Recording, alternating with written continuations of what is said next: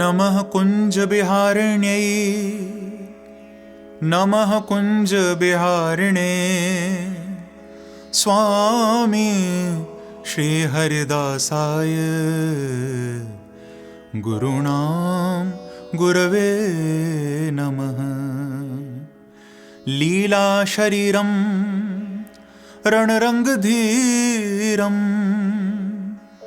विवेकसारं रघुवंशहारं गम्भीरनादं जितसर्ववादं श्रीरामचन्द्रं सततं नमामि। श्री राधे।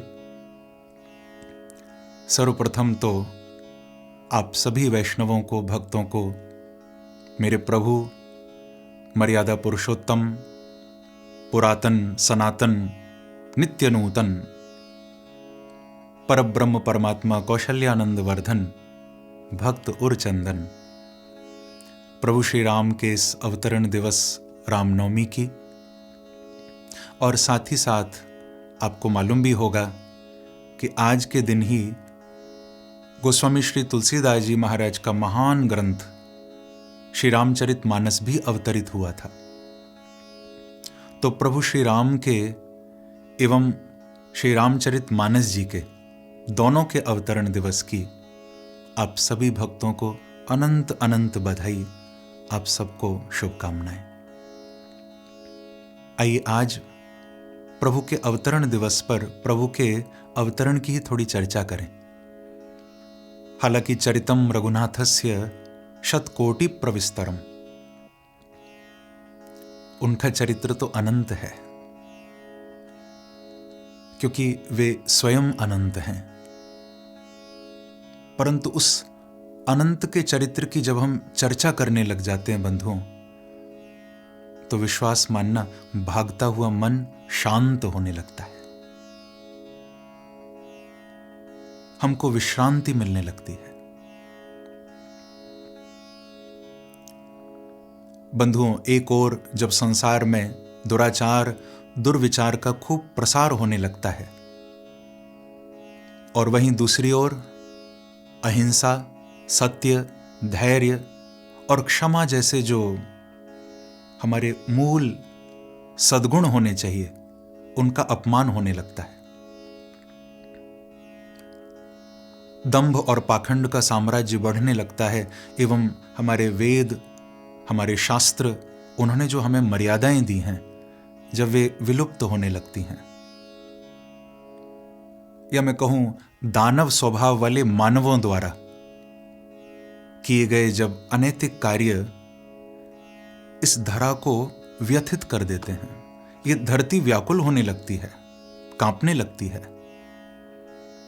देवगण, सत्पुरुष, सज्जन पुरुष, बल्कि समस्त मानव समाज जब अनीति से त्रस्त होकर कांपने लगता है,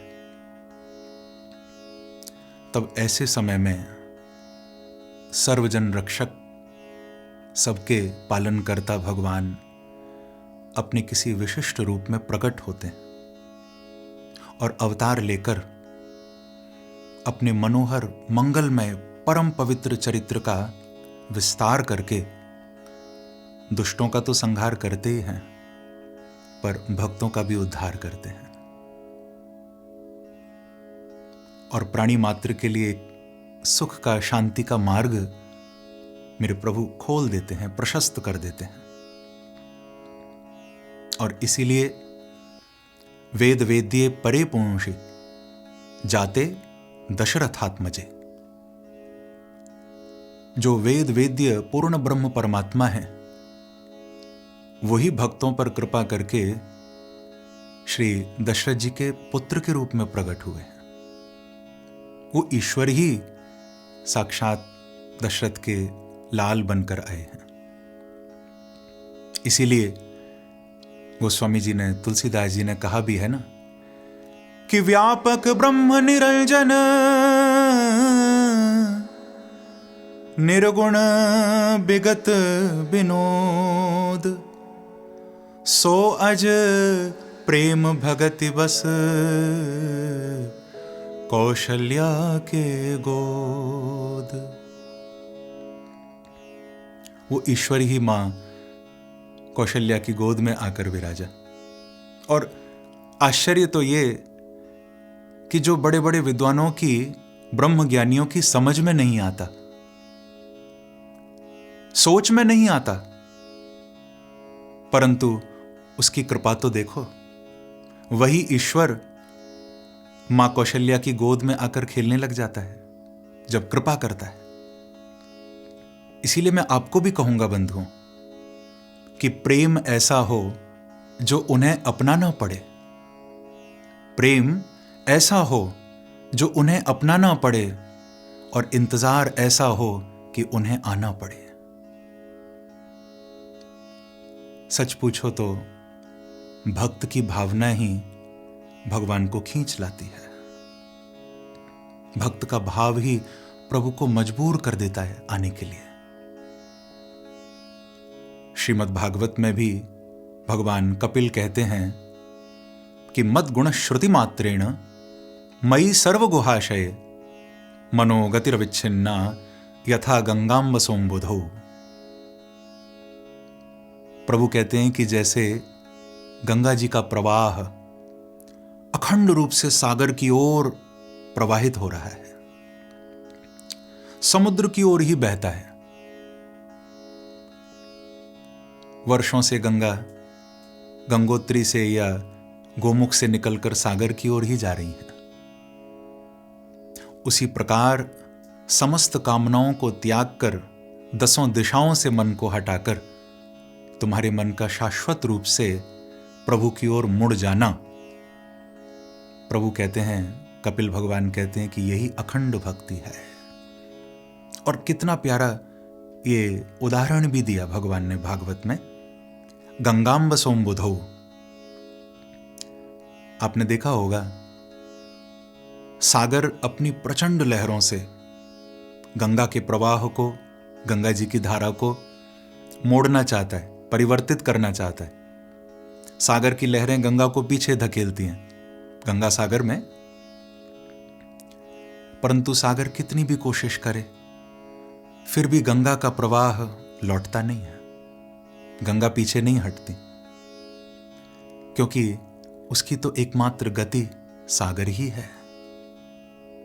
बस बंधुओं, ठीक इसी प्रकार से हमारी भी एकमात्र गति भगवान हो जाए। हमारे इष्ट, हमारे प्रभु, चाहे अवध बिहारी हों, चाहे मेरे वृंदावन बिहारी हों, हमारी एकमात्र गति वो हो जाए। मुझे पूरा भरोसा है, कोई आए ना आए, पर प्रभु हमारे लिए जरूर आएंगे। बल्कि आएंगे क्या, वो तो हमारे निकट ही हैं, बस हमारी आंखें खुलने की देर है। तभी तो जब रावण जैसे उन दुष्टों का आतंक, उनका अत्याचार बढ़ा, पृथ्वी कांपने लगी। गोस्वामी जी ने कहा, परम सभीत धरा अकुलानी। धरती कांप रही थी उस समय। उन रावण जैसे उन पापियों का, उन दुष्टों का इतना आतंक था। और सच पूछो तो रावण शब्द का अर्थ भी यही है। रावण शब्द की व्युत्पत्ति यदि की जाए, रावयतीति रावणः, रावण कहते ही उसको है जो रुलाने वाला है, जिसका काम ही दूसरे को रुलाना है। जो रुलाए वो रावण है, पर जो आनंद की वर्षा करके हमारे मुरझाए हुए जीवन को प्रसन्न कर दे, वही मेरे राम हैं। कहा भी ना, जो आनंद सिंधु सुख राशि। परंतु उस समय देवताओं को, पृथ्वी को समझ नहीं आ रहा था कि कहां भगवान को खोजने जाएं, इन पापियों से कैसे मुक्ति पाएं, कहां जाकर ईश्वर को पुकारें। और तब एक ही समाधान मिला। ये अमर पंक्ति है रामचरितमानस की, कितना सुंदर कहा, हरि व्यापक सर्वत्र समाना, हरि व्यापक सर्वत्र समाना, हरि व्यापक सर्वत्र समाना, हरि व्यापक सर्वत्र समाना, प्रेम ते प्रगट होहि मैं जाना, प्रेम ते प्रगट होहि मैं जाना। और ये बात हृदय में जानकर देवताओं ने प्रभु की ही शरण ली।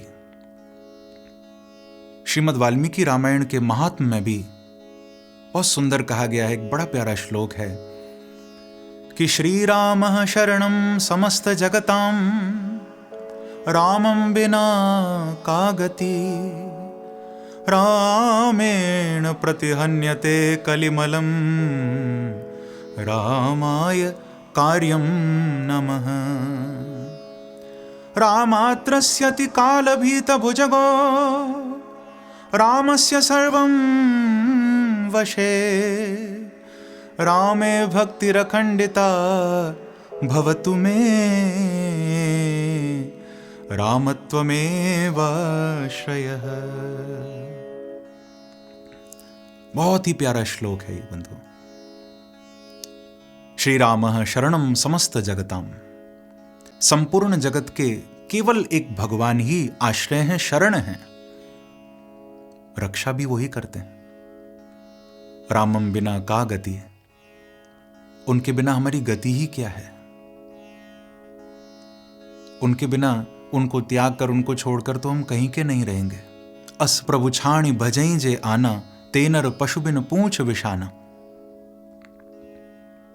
और तभी तो मुझे कहना भी पड़ता है कि प्यारे, यदि आराम की तलब है तो बस एक काम कर ले, यदि आराम की तलब है तो बस एक काम कर ले, आ राम की शरण में और थोड़ा राम राम कर ले। तो सभी देवताओं ने भी मिलकर प्रभु की स्तुति की कि सारद श्रुति शेषा ऋषय शेषा, जा कहूं को नहीं जाना, जेहि दीन प्यारे वेद पुकारे, द्रवं सो श्री भगवाना। और ये आर्त पुकार जब मेरे प्रभु ने सुनी, राघवेंद्र सरकार द्रवीभूत हो गए, प्रसन्न हो गए और देवताओं को तत्काल निर्भय कर दिया। उसी समय कह दिया, अभय दान देकर प्रभु बोले, निर्भय होहु देव समुदाय। देवताओं, अब तुम अभय हो जाओ, निर्भय हो जाओ, डरो मत, प्रसन्न हो जाओ, क्योंकि मैं आने वाला हूं। तुम सबकी रक्षा करने के लिए मैं अंशों सहित अवतार लेने वाला हूं। और बस फिर क्या था, अब ये कथा तो कौन ऐसा होगा जो राम कथा न जानता हो। आप सब जानते हैं कि कैसे सदगुरु श्री वशिष्ठ जी की कृपा से महाराज दशरथ जी ने सबसे पहले भगवान यज्ञनारायण को प्रसन्न किया।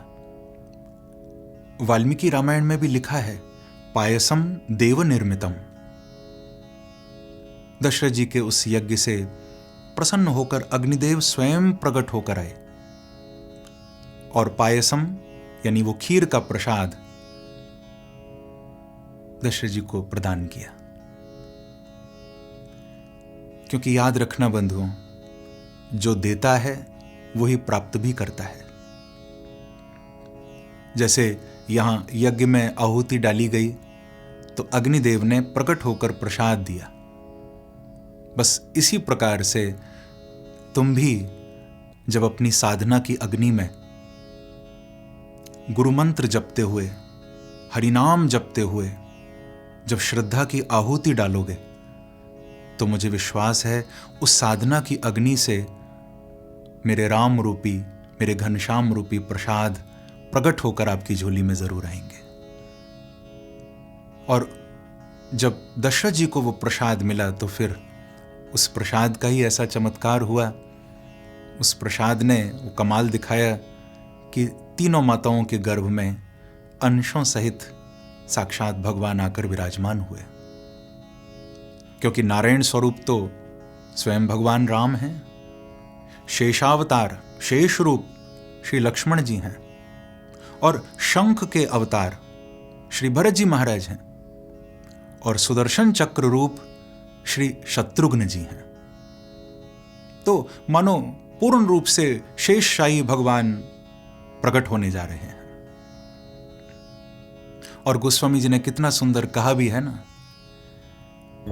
जादेन ते हरि गर्भ ही आए, सकल लोक सुख संपत्ति छाए, मंदिर मह सब राजहि रानी, शोभाशील तेज की खानी। तीनों माताओं के मुखारविंद पर एक अद्भुत तेज प्रकट हो गया। और इसमें आश्चर्य की बात नहीं, आप सोचिए जरा, जब वो प्रभु अवध बिहारी, वो बांके बिहारी हमारे स्मरण में आ जाते हैं, हम उनको थोड़ा याद कर लेते हैं तो हमारा चेहरा खिल उठता है।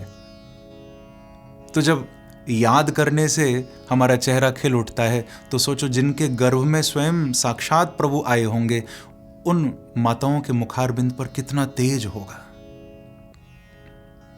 और बस वो परम मंगलमय समय आ गया, अद्भुत वातावरण प्रकट हो गया। नवमी तिथि मधुमास पुनीता, शुक्ल पक्ष अभिजित हरि प्रीता। सुंदर वसंत ऋतु, चैत्र मास, शुक्ल पक्ष और नौमी तिथि। इस चैत्र मास को मधुमास भी कहते हैं। मधु माने मीठा, क्योंकि राम जी से ज्यादा मीठा होगा कौन। जिस महीने में राम जी आए वो तो मधु जैसा मीठा ही हो जाएगा ना। एक बात और मैं आपको बता दूं कि नौमी तिथि को वैसे हमारे यहां रिक्ता तिथि माना जाता है। इसको खाली मानते हैं, नौमी को यात्रा नहीं करते।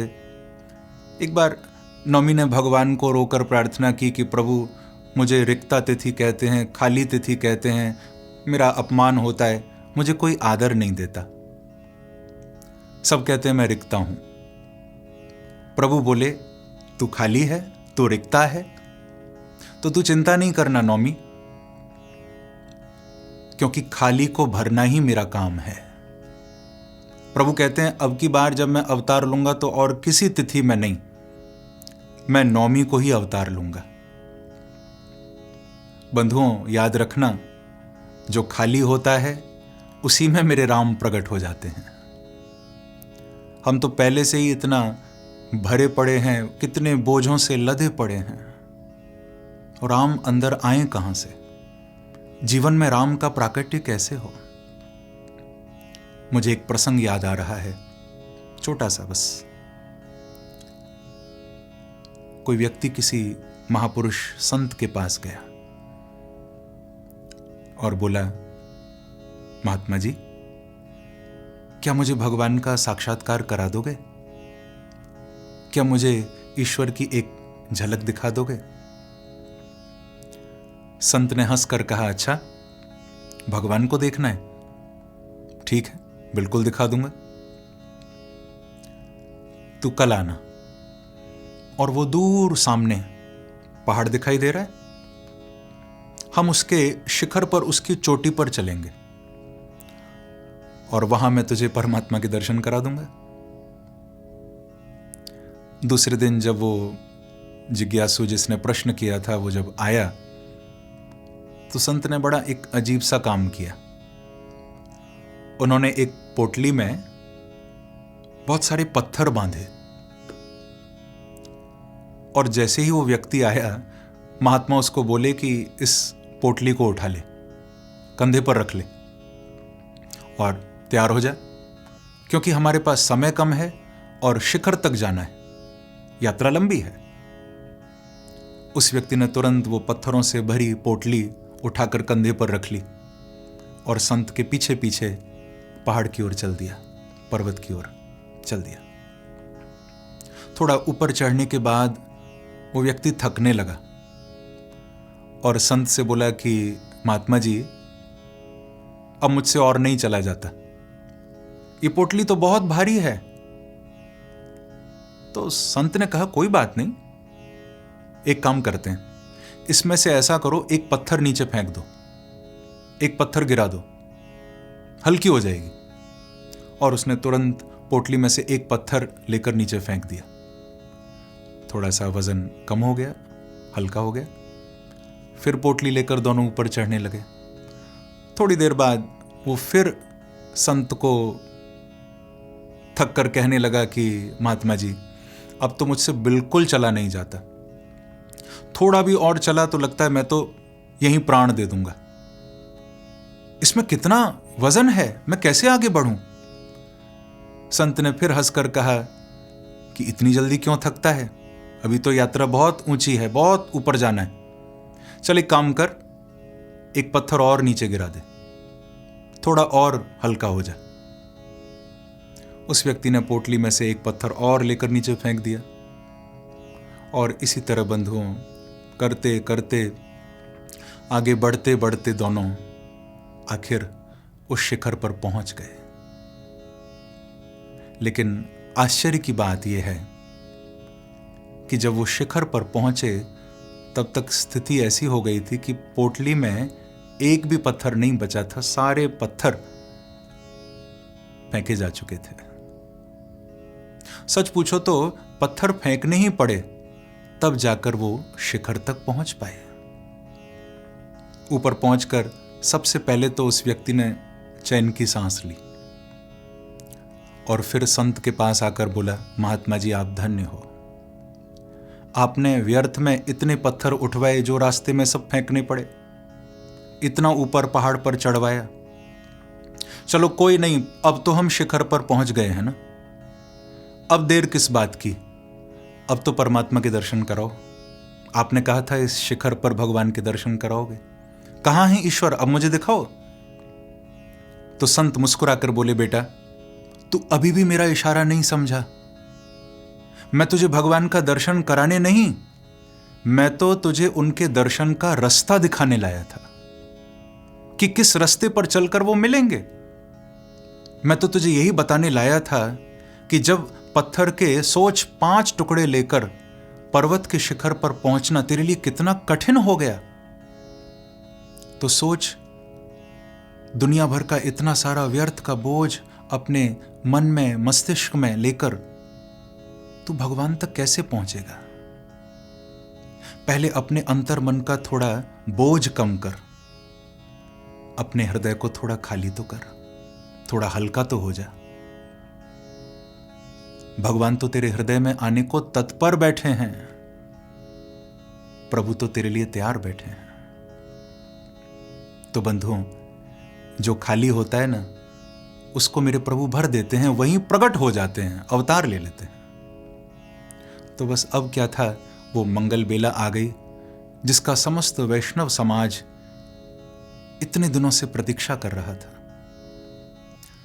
श्रीमद् वाल्मीकि रामायण में कितना सुंदर कहा गया कि प्रोद्यमाने जगन्नाथम सर्वलोक नमस्कृतम कौशल्या जनयद रामम दिव्य लक्षण संयुतम। तो सुंदर नौमी तिथि,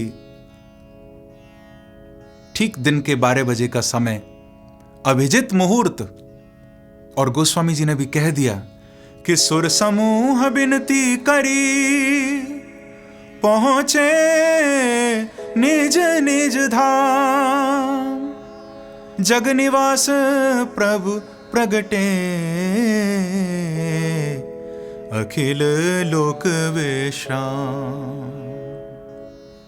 ऐसी सुंदर बेला में पूर्व दिशा रूपी माता कौशल्या के गर्भ से ठीक दिन के 12 बजे अभिजित मुहूर्त में साक्षात मेरे प्रभु राम प्रकट हो गए हैं। बोलो रामचंद्र भगवान की, राघवेंद्र सरकार की, कौशल्या मैया की। और आगे की पंक्तियां तो बहुत प्यारी हैं, मैं चाहूँगा आज हम सब मिलकर ये पंक्तियां अवश्य गाएं। भय प्रगट कृपाला दीन दयाला, कौशल्या हितकारी, हर्षित महतारी, मुनि मनहारी, अद्भुत रूप विचारी। लोचन अभिरामा तनु घन श्यामा, निज आयुध भुजचारी, भूषण बनमाला, नयन विशाला, शोभा सिंधु खरारी। कह दुई कर जोरी अस्तुति तोरी, केहि विधि करऊं अनंता, माया गुण ज्ञाना तीत अमाना, वेद पुराण भनंता।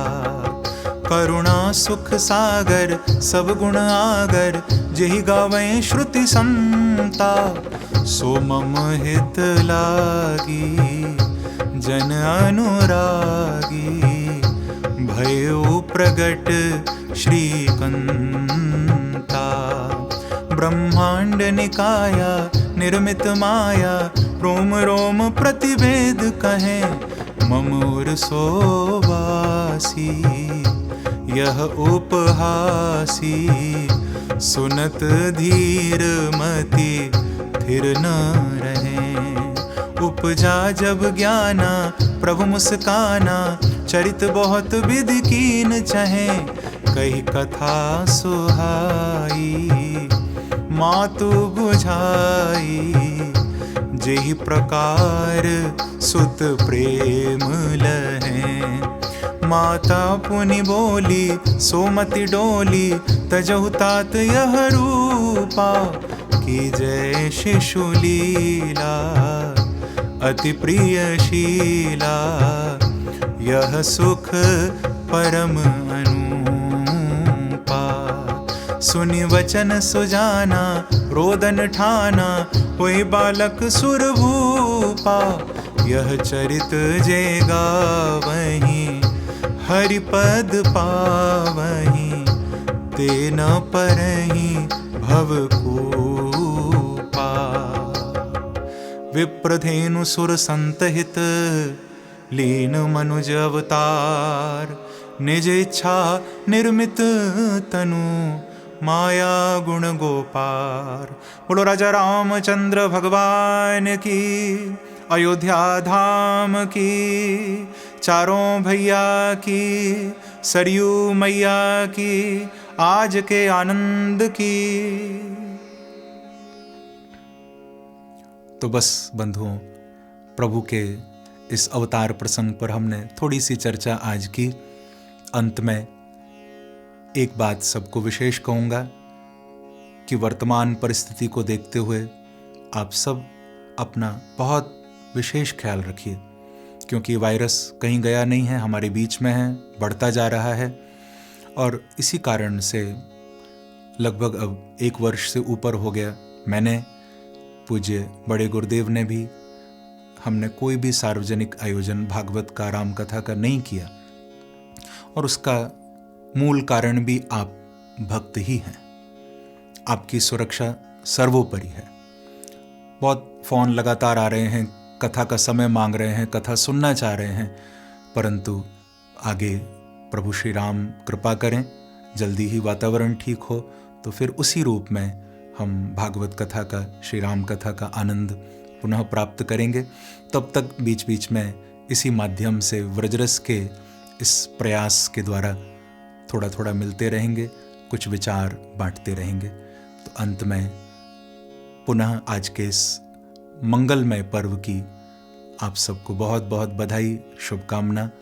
आप सब पर मेरे प्रभु राघवेंद्र सरकार, मेरे अवध बिहारी और मेरे बांके बिहारी, मेरी राधा रानी आप पर निरंतर कृपा बरसाते रहें। श्री राधे।